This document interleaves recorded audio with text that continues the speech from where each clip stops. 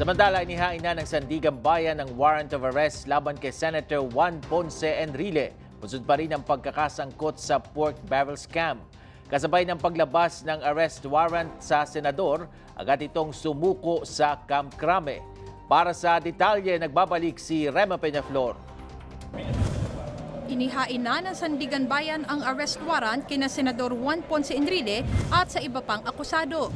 Ito ay dahil sa kasong plunder kaugnay sa pork barrel scam. Inihain na rin ang arrest warrant sa iba pang akusado sa parehong kaso. Ang dating Chief of Staff ni Senador Enrile na si Attorney Jessica Gigi Reyes, ang businesswoman at tinuguriang pork barrel scam queen Janet Lim Napoles, at ang mga kasosyo sa mga NGO ni Napoles na sina Ronald Lim at John Raymond De Asis.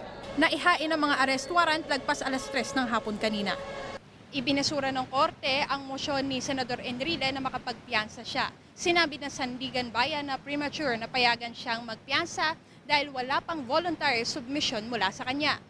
Thus, the omnibus motion of accused Juan Ponce Enrile, together with his supplemental motion and the urgent motions to defer the issuance of warrants of arrest and to suspend proceedings of accused Janet Lim Napoles, Ronald John Lim, and John Raymond De Asis are all denied for lack of merit.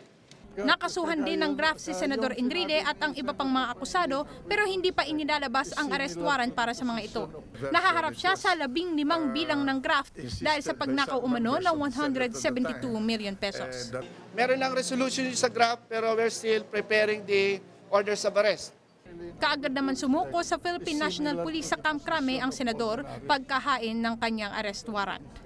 Mula dito sa Sandigan Bayan, ito po ang inyong kaibigan, Rema Peñaflor, para sa Newsline.